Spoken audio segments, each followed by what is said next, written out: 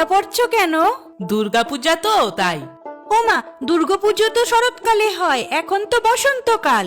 এই দুর্গাপুজোকে বাসন্তী পুজো বলা হয়। তাহলে দুবার দুর্গাপুজো কেন হয়?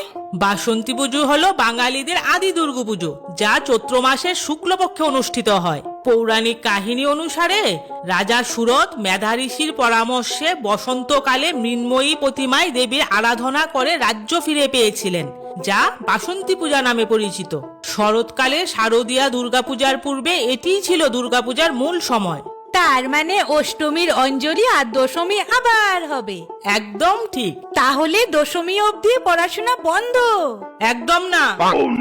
এই সুবিধাটা শুধু শারদীয়া দুর্গাপুজোর জন্য।